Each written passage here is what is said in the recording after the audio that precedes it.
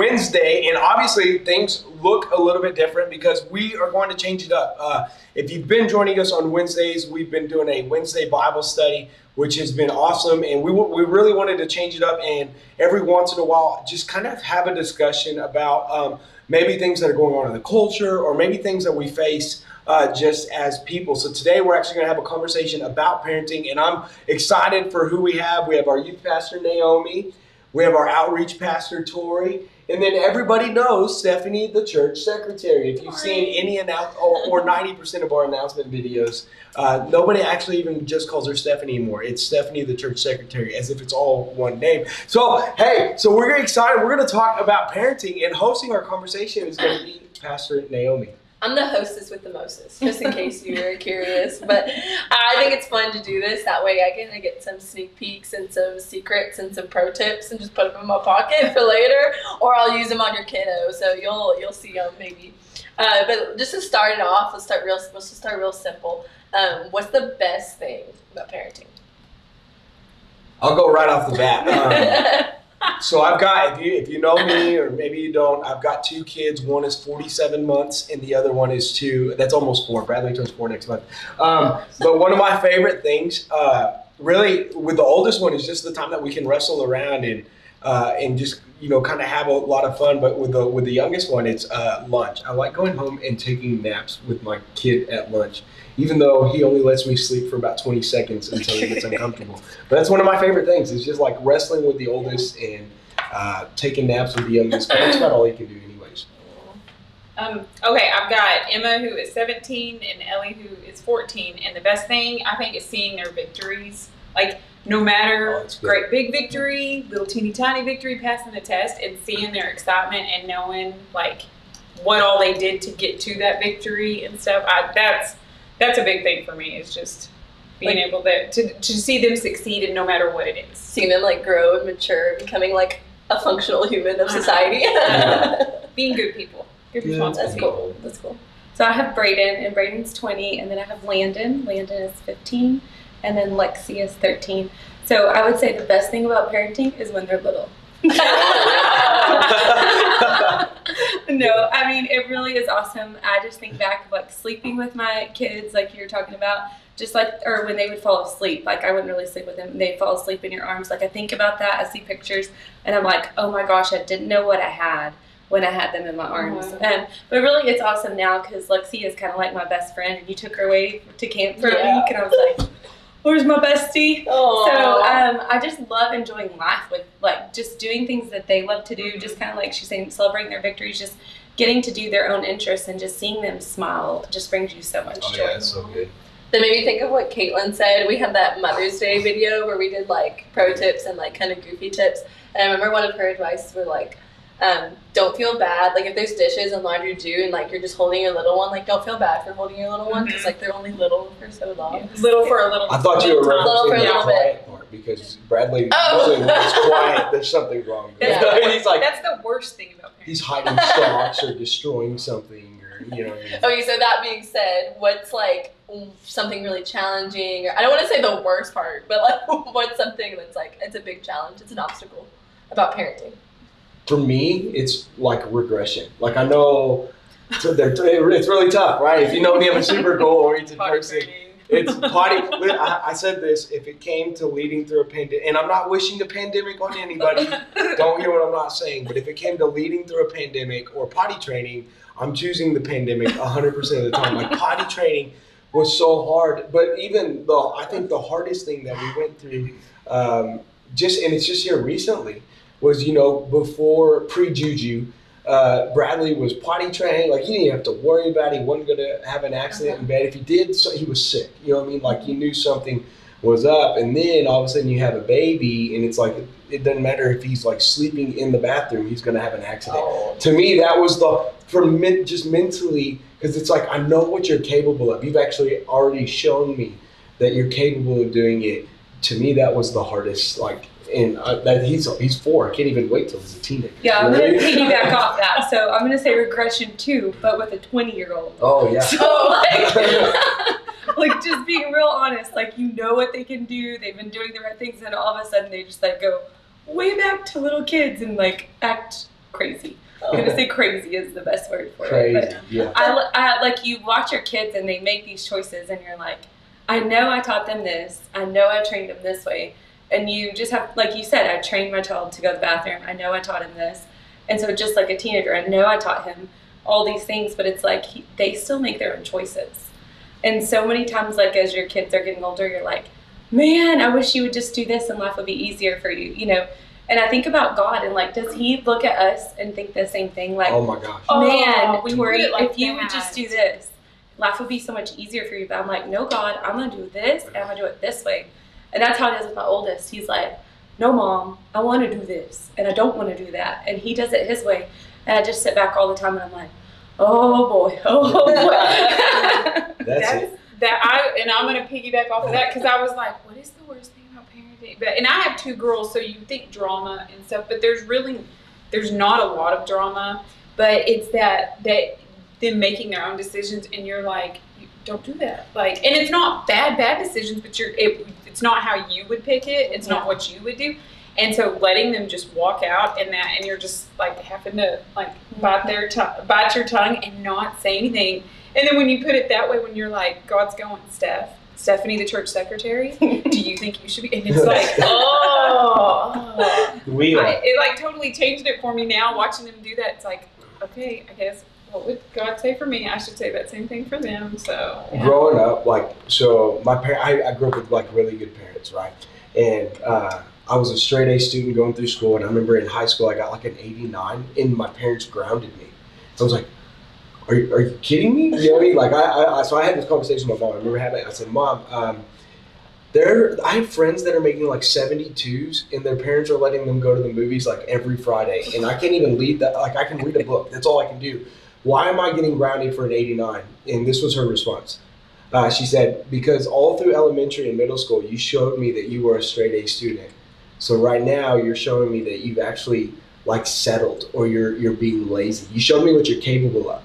And now you're showing me that you're not living up to even where you set the bar. And I'm like, I shot myself, and I should have got seasoned. No, I'm just kidding. Children watching this, don't shoot the bar low. Don't shoot the bar low. Yeah, most of 4th graders that are pretty smart like that. So like when it comes to like raising Bradley and Julius, I think that's why regression is so hard for me, is because like I see Bradley is so smart.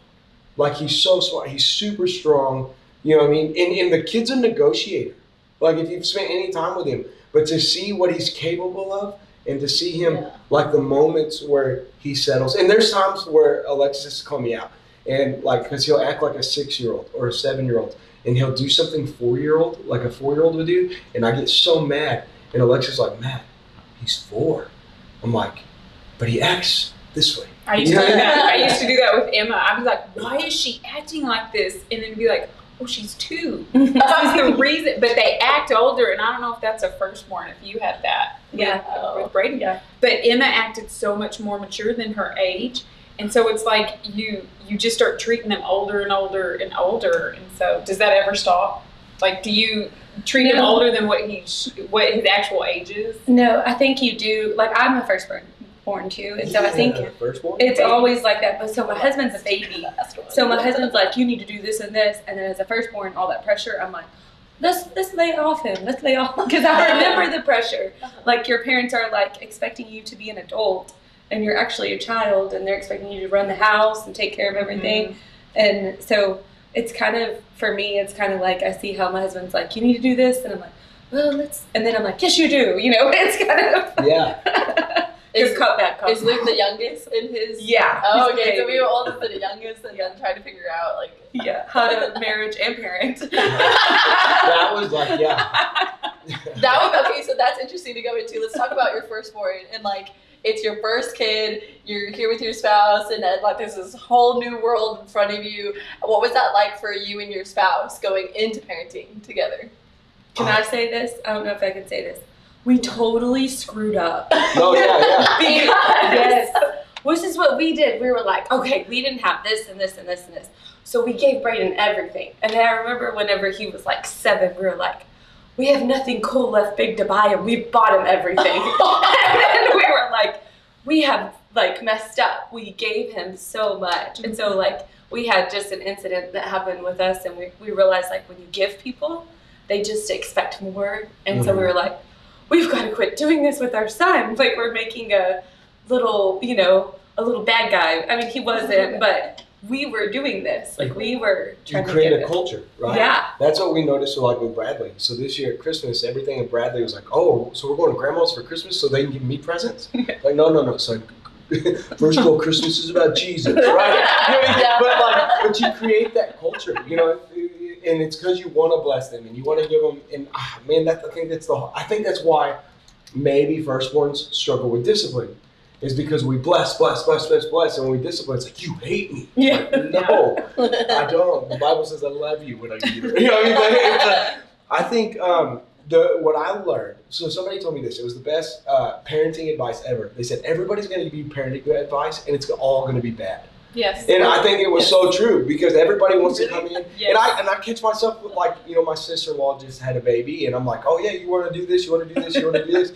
And the scripture that comes to mind is like, raise your child up in the way that they should go. Yeah. Right? Well, the only person that's going to know the way that they should go is the one that spends the most time with them. So everybody, we got so much flack for keeping Bradley on a schedule and doing things a certain way, but that's the way, like, that soothed him, and that was the way that he enjoyed it. That's what brought him peace. That's what brought him comfort. So what worked and we're learning this with the second born, is what worked for Bradley is completely useless with Julius. Yes. You know what I mean? So I think when it comes to like firstborns, it was, hey, like, figure out what works for them. Spend time with them. Not everybody's advice. Somebody's going to give you a nugget that's going to be good. I'm not saying, listen, if anybody gives you advice, just listen, say yes, ma'am, and walk away. There's some, try it out, but ultimately trust what God's put inside of you. I think that's the hard part. You're like, God just put responsibility of another life. Like for us, we started with a dog, and we thought if we could keep a dog alive, maybe we could do a human. You know what I mean? For real. Like that was our legit conversation. Our dog's still alive, if anybody's wondering. But take the time to get to know your kid. Try stuff out. I mean, don't ignore it. I think it's ignorant to ignore advice. Try it out, but be willing to discard what doesn't work and to learn and adapt to what might. Get to know your kid. God bless you with them. We did, my deal is, though, that first month that the baby is alive, and this sounds terrible, but if you don't contemplate divorce with your spouse, you're doing something wrong. Because, we about had a knockdown, drag out when Walmart it was the Walmart self-checkout had just started. And we had a 1-month-old with us. We were trying to check out and there was a line behind us. So I was like, Dust, we need to hurry.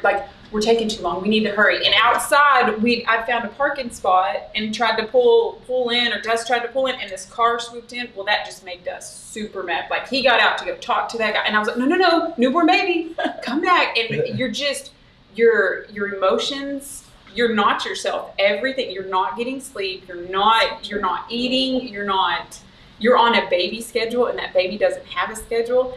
And so, if you're going to have some battles with your spouse, but you've got to just get through those battles and through those fights that you normally would not have, because your whole world is just, it's a 180, a complete 180 from. What do you say in your mind?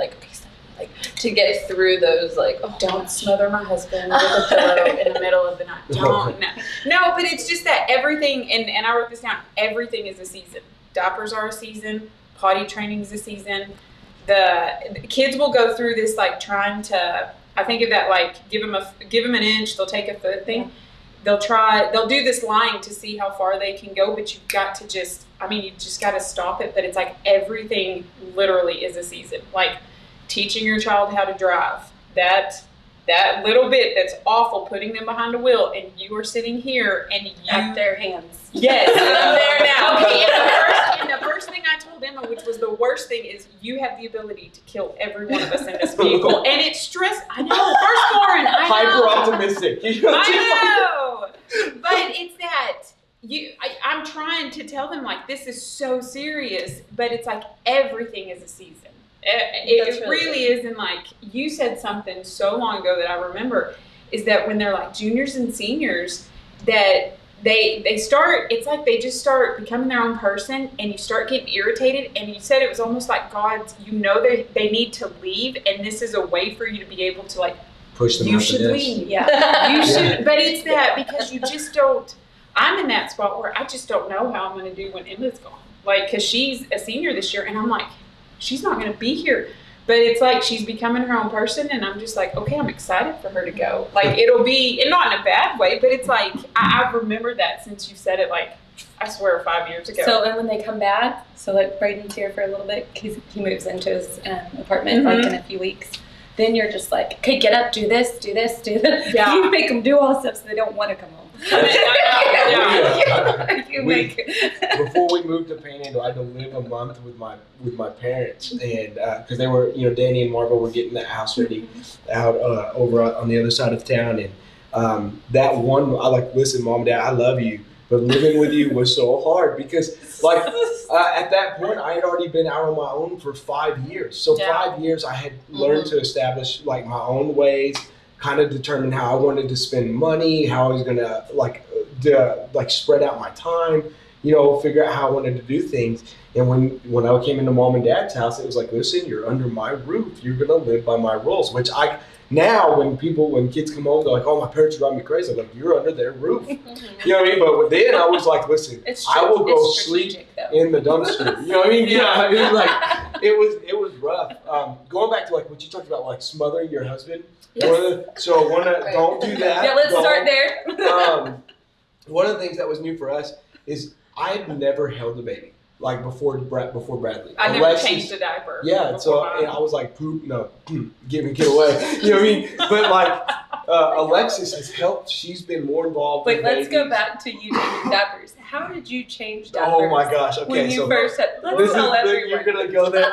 So this was my when I first came to changing diapers. Alexis still gives me crap for this all the time. Ironically, we're talking about changing diapers. Crap. Anyways, I would wear latex gloves like when I changed the diaper because I was like, what happens if I get poop on my finger and I get an itchy eye and then there's pink eye. There it is, and everybody's sick. Wash your hands. Yeah, that was what everybody said. You're gonna be a great parent right there. So. Double it back around. Alexis helped. Yeah, don't judge me. I don't use latex gloves. I've grown up. They are in the nursery rooms. If anybody else has that scare and wants to volunteer for nursery, we have latex gloves. So one of the things that happened with me and Alexis was she grew up like helping. She's helped with babies. She's changed diapers and all this other stuff. So I remember one day, like I was changing Bradley's diaper, and she's like hovering over my shoulder, like making sure and like kind of barking at me, and I'm like, hey babe, like it was kind of one of those boundary conversations, like, hey, I love you, and I know you're kind of here to make sure I'm doing it, but when you hover over me, you make me feel insufficient. Oh, I wonder if that's how kids feel with parents. I think that's exactly what it is. Oh, you know what I mean? But that was a hard conversation. So you know what I mean? Because I remember my kids. And after we had that, Alexis was like, I never even thought about that because in every marriage, maybe both of you coming into it, maybe neither one of you have changed the diaper, so the whole experience is like you're wearing a football helmet and shoulder pads and trying to. You should wear those if you have a boy. Yeah. Or go real fast. I've heard that. The biggest thing I would say, like especially with new is give each other grace. Like your experience, and this is marriage counseling. Period. Your experiences are different than your spouse's. Maybe you were involved with kids. Maybe you weren't. Maybe neither one of you were, and you're trying to figure it out together. The essential thing is get on the same page, communicate, and work together. That's it. Parenting. It's funny that it takes two of us. It takes me and Alexis. Yeah. I've found out that with the boys, I think there's a thing with grace and truth. So with Bradley, I'm super like, no son, you don't do this. And Alexis is like super gracious. And I think it's flip-flop. Like if we were to have girls, I think I would be super gracious and Alexis would be super truthful. That's me and Luke. I was about to say, I was like, you're a girl mom, you're a boy mom, or you're a boy dad, and then you're both. You got both. So I was curious as to. Dusty even said we had two girls. I wanted girls though. Like I've always wanted girls, and that's what we have. And then besides Naomi being my other daughter and Dawson being my other son, I got a lot of kids at this church. But Dust said he even said he goes, if we would have had boys, because I think every guy like wants boys, like Gotta that whole continue the passing, line. Gotta yes, continue. all that stuff. But he goes, I would have been too hard on boys than he was with girls, and that's just he admitted that, and so I'm just like, and to me, we're one thing too on the, I don't know if you touched on discipline or not, but we did early on, and I think this was so good, is we don't interrupt each other's disciplining. We wait until like that way we look like a united front, even when the girls walk off or something like that. And I was like, why did you say that? You shouldn't have said, but we do it. That's good though. We do it behind, and that way they don't like, because kids are so stinking smart. Your kids are so smart, and they'll pick up like who to go ask. Can I spend the night with so-and-so? Don't ask mom, ask dad, because dad will always say yes or something like that. So if y'all start that united front on just everything, it really, it helps a lot. So we say, I say, go ask dad. Dad says, go ask mom. So the kids are like, y'all both said go ask each other. We're like, oh, okay, good. We'll talk to each other. That's a no. I guess it's a We're no. going to create a dialogue. So what do you, because I often wrestle with that question, and I bet there's somebody that is listening or will listen that asks this question is like, am I being too hard? What is your measuring stick to answer, like, am I being too hard? My question is, am I being too soft? Because I think I'm probably the grace side. So that might be what the opposite question, like, Oh, yeah, that's do really I good. need to be harder on my kids sometimes? That's kind of me. This is kind of, and maybe it's the boy dad in me, but I think a lot of times most people don't, and this goes to adults, period. Mm-hmm. Like most of the time, people don't make adjustments in their life until they've lost something. Yeah. So I'm like, you know what I mean? So for me, like when it comes to disciplining Bradley, Julius there's no discipline. He's 2 months old, right? He just yells at me. But when it comes to like disciplining Bradley, it's like, okay, what's gonna make it feel like a loss that I can give it back. Bradley likes Beyblades. So during the potty training thing, one of the things we did was I told him, listen, don't judge me. I didn't do it, but I told him I threw his Beyblades in the trash. I did, and I hid him in our laundry room. But there for a long time. But I did make a deal. I said, listen, if you go 7 days without an accident, I'll go buy you more Beyblades. Mm-hmm. You know what I mean? And he got to day 4, and I was like, me and Alexis talked, and I pulled the Beyblades out, and I gave them back to him. He's at day 7. I owed the dude a Beyblade. You know what I mean? So for me, that's what I've noticed is like most people won't make an adjustment until until they lost something or they almost lost it, until it's almost gone. Mm-hmm. And that may be too hard for a 4-year-old or a 47-month-old, but you know what I mean? We did, and I've just started this probably within the last year, but I know I'm too hard. I know I am. And my kids have completely different learning styles, and that's something parents need to realize is that just because your oldest does it one way, your second born may be completely a different. Like Emma, it just clicks. It just clicks. Ellie's dyslexic. I didn't realize that until they tested her at school, and then I felt like a big jerk because I was just like, why are you not getting this at first grade? Oh, because she's dyslexic, that's why. And so, but I have told the girls, I'm like, I started this year, I'm like, when I realize if I'm wrong, we've had a discussion, argument, whatever, I'm wrong, I go, it may take me an hour, it may take me a day, but I will come back and apologize. If I'm in, if I'm in the wrong, but if I'm wrong, and I've noticed it's stuff like, I've jumped all over Ellie for something, and then I found out later that Dust had told her something else, and that's why it happened. And so I do go back and apologize. I think humility in parenting is such a big thing because you're fine. And I think it also depends on how you were raised. If you're a parent, like you were always in the wrong as a kid, when you get to be a parent, there's something in there that's like, I get to be right. I always get to be right. My kid's always going to be wrong, but you've got to kind of break that. And so, and I had a phenomenal childhood, like better than most anybody.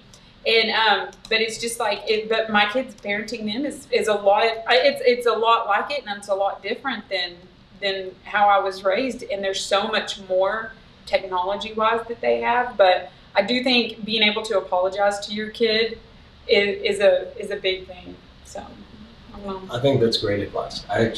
If we're too big to apologize, then I think we'll lose them. Yeah. And then actually we'll raise a prideful generation that won't have the humility to apologize at the same time.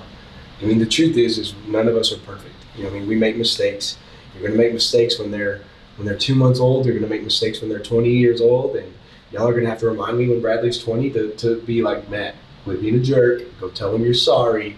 You know what I mean? He'll probably be taller than me then. But anyways, you know what I mean? But, you know, I think the truth is in this, I think that's a universal thing. It's like, we need to have the humility to say we're sorry when we're wrong. You're going to be wrong. You know, me and Alexis had a similar situation like what you talked about, where I told him to do one thing, he did something else, she got mad at him, and like we had a conversation, and Alexis is always I love it. She's always the first to say, Bradley, listen, I'm sorry.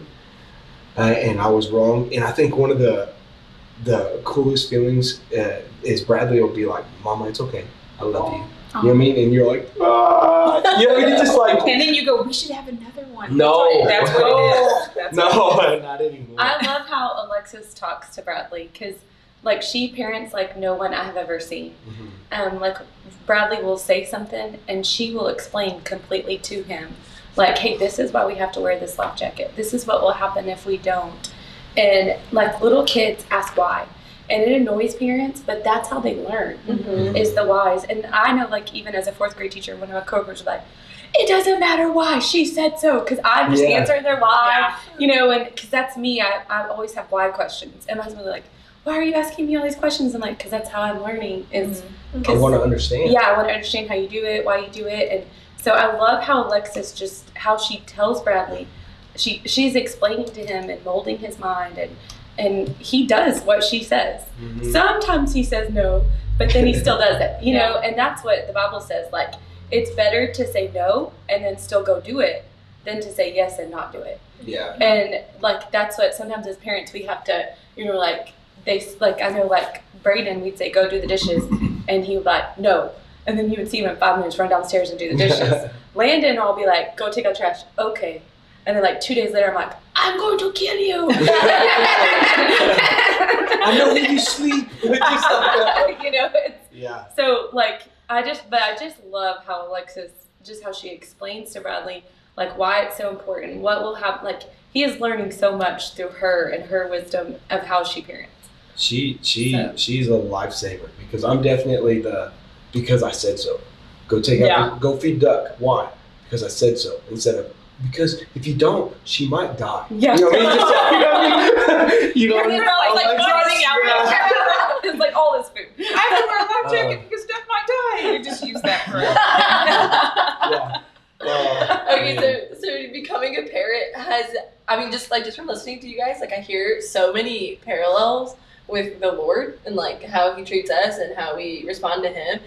So becoming a parent, do you feel like the way you see God has changed, or, like, your relationship with God has changed? Because, like, not that you're stepping into his shoes, not that you're the good creator of the world, but, like, you're kind of in charge of this little human, and I don't know. Do you feel like your perspective on it has changed? God became so much more real. Like, when you see a baby, not like being born, but because I had a C-section, and so for one of them I was knocked out, and for the next one, which also, if you see a pregnant mom, do not tell her your horror birth story. Yeah, please, for real. Do that. For real, What don't is do it it. in women that do I've that? never done that. Hold on, that's a rabbit trail. Let's Don't do it. But that's just like that's a future parent right there. No, but for me, it's like, how can you not believe in God when you have this baby? Like, all the science behind it, all this stuff. And so that for me was just like, my path's been, I mean, I've always believed in God, but it's like, until it's like I really got to the church and really got connected and stuff, it became, because at one point we followed Tori because we were like, our children need to know. We've learned all we can learn. This is for our children, and we were so wrong about that. But man, when you hold that baby, you're just like, it just becomes more real how God is, and that He is a real thing, and it's not science and monkeys and all that all that stuff. It just hits you real big. So I'm going to talk from a different perspective, because I think I do believe, like, I do see God in a whole different light, but I also become more thankful for God, because there are times that parenting, like, to me, feels super condemning, where, like, I feel like I handled something really wrong, and it makes me thankful that God isn't like me. You know what I mean? And I know that that's kind of a darker conversation, but I think that there's times where, like, I've gotten mad at Bradley and put Bradley down for a nap, and I'm sitting there frustrated, and I'm like, God, like, how you're a good father, and I know you don't treat us like this. And I mean, it does cause you to go to that repentant place, which I think is a good thing. But it makes me super thankful that God is good. Even though God disciplines, we need to understand that God does discipline because He is a good father. God is good, you know what I mean, and handles even things differently than we would, you know. Like I love how like everyone's like Lexi's a mini me or something like that, and then people will look at Braden and they're like, well, I don't know, but Braden's picture is like a copy of Luke's Grandpa Durst, Claude Durst. He had his hair cut a certain way, and they like just look identical. And Braden also looks like a lot like my dad, and Landon, to me, looks just like Luke. And so what I love about that is like the Bible says we're made in God's image. Oh yeah. And so like He's just showing us over and over like you're made in your Father's image. You're made in your Father's image. And so I love that because I look at my kids and it's a reminder. Just creation is such a reminder, even humans, of God and who He is, and like that unconditional love. Like, you know, we talk about the Father's unconditional love. Like I remember when they put Braden in my arms and I was 17, so my first thought was like they left the room and I was like, you just left the baby? I was like, with me? You know, I was like, this lady's crazy. She should come back and get him, you know. But it's like you love them so much. And then like I don't know about you, but whenever I was pregnant with Landon, I was like, am I going to be able to love him as much as I love Braden? Like, really? Yes. Like you have that fear. Like I'm not going to love him. It's so much love. You can't explain it. How can your heart, Emma is so much in my heart. How can I ever love Ellie as much as I love Emma? And then you have Ellie, and so I've never heard that before. You think it like, how can I love this second one? How can I love this third one? How can I love this sixth one as much? And you do every time. Okay, so but by the third time, like when they put Lexi on you and you just had Lexi, like is it the same emotions or is it a whole different story? Like was it a different experience with every child after they were born and they like handed you? The thought is different. The thought was like, okay, please take Lexi so I can sleep. Because I'm gonna have to go home. I won't be able to sleep. We left Julius. So take the baby to the nursery. We kept Emma with us the whole entire time, and with Ellie, we had this season finale of a TV show we were watching, and we didn't have the DVR or any of that stuff, and we knew it was going to be playing because I'd scheduled C-sections, and so I like fed Ellie, and then Dust took her to the nursery, and then we sat down.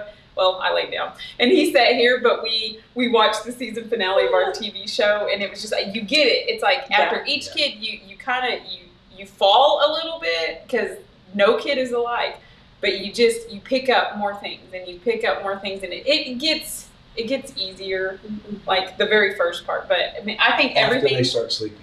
And that's where it's everything is a season. Like diapers is 2 years of your life, hopefully.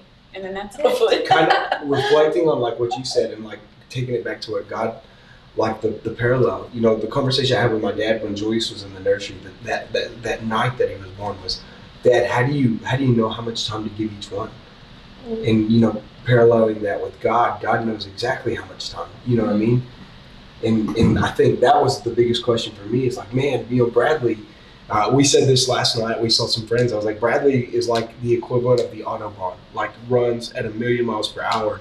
And I said, I pray Julius is like a school zone. You know what I mean? Like as far as speed. But the truth is like, you know, when you go from having one kid and spending all of your time and all of your energy chasing them and all this other one, and all of a sudden you've got another one, and you're like, how do I split it? Because you know, one of the things I feel like a father's job is to bring validation. You know what I mean? So how do I validate him while also validating him, knowing that the personalities, the preferences are way different? You know what I mean? And then thinking about God does that with each and every one of us. Mm-hmm. Yeah. You know, that's the God parallel that I see kind of in parenting. Mm-hmm.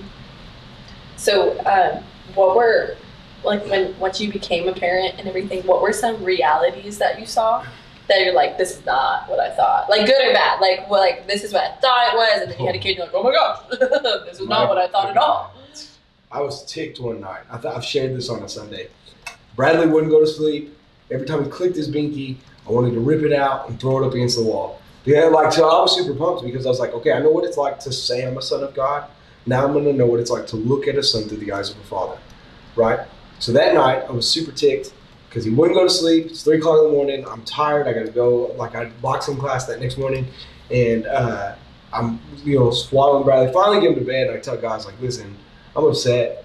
This isn't what I thought it was. The exact words. It was like, because, he doesn't got to feed himself. I feed him. He doesn't got to find shelter. I provide that. He doesn't even got to clean himself when he makes a mess. I do all of that too, with latex gloves. You know what I mean? Right. But in this, what God taught me was that He's like, well, you do all those same things too, and I feed you, I provide for you, and I cleaned up your mess. And I was like, 3 o'clock revelation. You know what I mean? Just like, but I think parenting can be often like newlyweds. Like, you have this kind of fairy tale version of what it's going to look like. Oh yeah, we're going to live our life on the beach. We're going to do all this, and then there's the nights where they won't go to sleep because they've got the hiccups. Mm-hmm. You know what I mean? Or they're upset because they gas in their belly. Or you know what I mean? Mm-hmm. There's so many fairy tale visions of what parenting is, but I think it's loving them and figuring out the stuff in the hard part that really grows us together, and then seeing that, hey, I'm screaming, but you're still here. Mm-hmm. That's good. That's really good. That's good. Mine is, and I'm more funny. Like, y'all are super spiritual and all this stuff. And I had it's spiritual, but I'm just super funny. And mine is, honestly, it's losing the baby weight. Like, you see that. And like in magazines, and I didn't have internet. I don't really think when I had babies. We did. We had that book. Remember, you looked in the book. Oh, okay, yes, okay. Okay, good. So I didn't have texting, but we didn't have Facebook. I'm very thankful that we didn't have Facebook because, but losing the baby weight. I mean, it took me 13 years to lose the baby weight, and so, it's just that how other people. Like other women, how they look after having a baby is not necessarily what's going to happen to you. Or your parenting is not necessarily what's going to happen to you, and you just have to, I don't know, just trust. God trusts you with having this baby and raising this baby, and God didn't trust you with having, me having Bradley or me having Lexi. God trusted me with Emma and Ellie, and so that was the misconception, though. It was that losing the weight because. I gained between Dust and me. I outweighed him by 100 pounds, and that was tough because I couldn't quit gaining weight, and I didn't know why. I was also eating for literally two adults, and that probably was the problem. But I mean, it's just all these things that you hear and all these people that you see. That's not your story. That's not what's going to happen to you. So if you still have the baby weight, it is okay. If you don't look like your neighbor who had a baby and lost even more weight, that's okay. It really is. Yeah. I have a friend from back home, and she just had a baby not too long ago. Like, maybe it's probably 1 or so right now. And that's one of my. Maybe it sounds really shallow, but it's one of my fears of like having a baby. Is like, I work so hard to be healthy. Yeah. Like, am I gonna have a baby? And it's just like, and your body, the woman's body.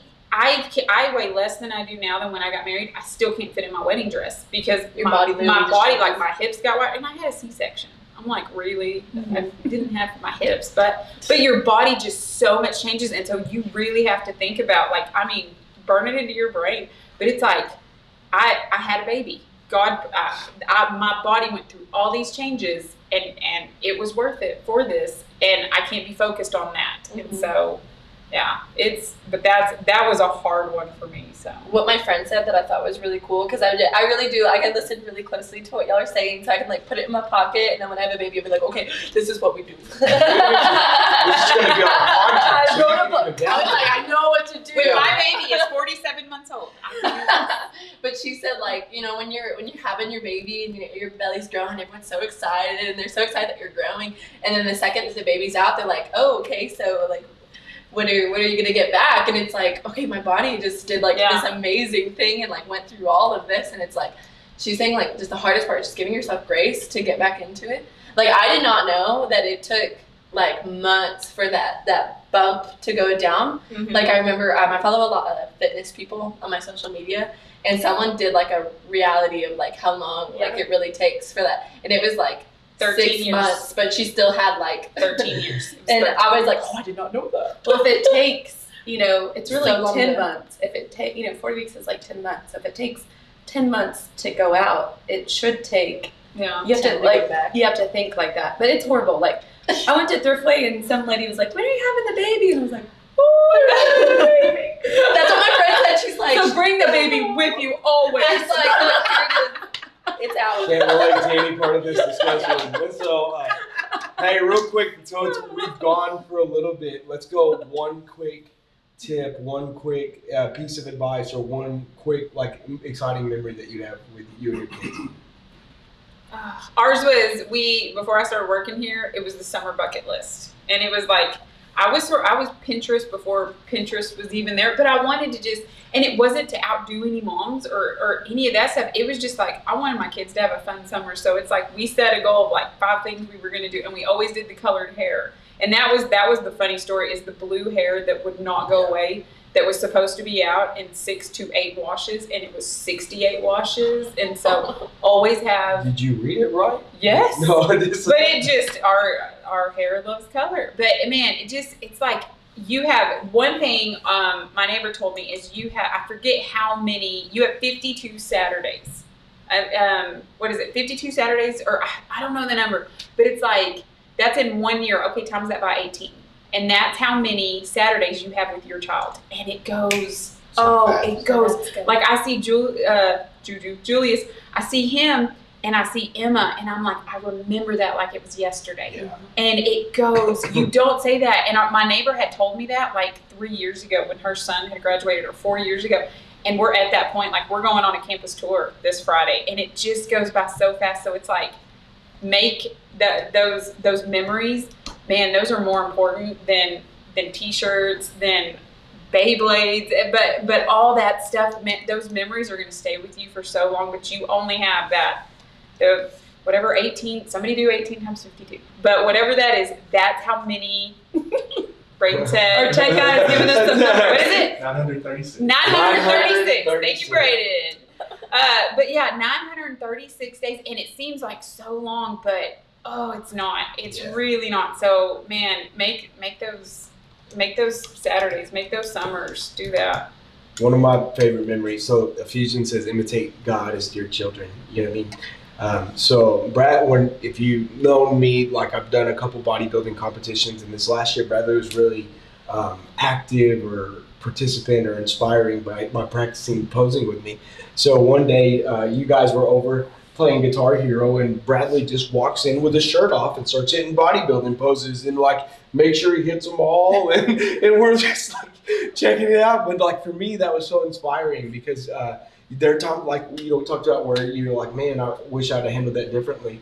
But then there's other times where they imitate the best parts of you, and those are some of the most exciting memories. Yeah. My favorite memories were we bought like a little hobby. It's like a toy hauler RV thing, and we did enduro. It's like where it's not like high speed, but like long distance on dirt bikes. And Lexi was a baby, and I had her like in the front. Landon even had a little 4-wheeler, and Braden had his little motorcycle, and Luke would race. And we would all just be in this tiny little camper together. And I think back sometimes, I'm like, I wish we could go back to the camper. Yeah. Oh yeah. Because, Camping it's so good. Yeah, I know y'all love it. Yeah, we absolutely love it. There's just nothing like, we didn't have a TV in there. It was a long time ago, and no internet, no phones. Everybody was on, and it was just simple, and it was pretty awesome. So Naomi, since you don't have kids yet, Yeah. biggest takeaway? What was the biggest takeaway you got? I don't know. I think like the. That was my chair. I was like, are you gonna ignore that? I don't know. The biggest. I mean, I just got a lot. Is kind of like trying to take a sip from a fire hydrant. Like, Oh, that's good. but I don't know. I'm sure I'll think back later and like, there's something Stephanie said. And I don't remember. You kind of caught me on the spot. I don't know. Yeah. There was a lot. Y'all said a lot of good stuff. Okay, I didn't know. That totally surprised me when y'all were like, you don't know if you will love them as much. And so now whenever I have that, I'll know like, okay, like I will. And I know to give them the baby to the nursery. So Yeah, that yeah. sleep. Your season Take like, the sleep. Oh, and it's a Choose. season. Everything's a season. I won't want to kill Dawson when we're going through the checkout in Walmart. Like, Don't I'll just want to kill smother him him, for just a have few a minutes. conversation.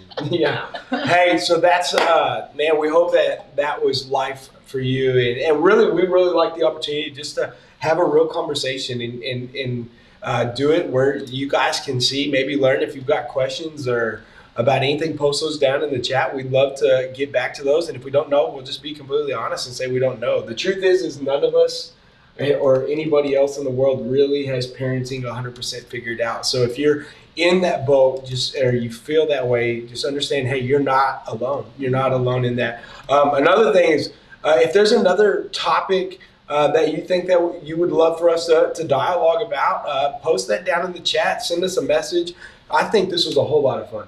You know what I mean? I know the Bible study every Wednesday is a whole lot of fun. I could see us doing like the Bible study on Wednesdays and maybe something like this every other Thursday or something like that. You know what I mean? Just to change it up. Don't hold me to that. It's just brainstorming. I throw it out there. But hey, that's Wednesday Bible study. We love you guys. We hope to see you this Sunday. If you don't have a home church, come join us. If you do have a home church, go serve right where you are. Go make a difference right where you are. The whole reason that we do this is we want to grow together right where we are. We hope you have an amazing week.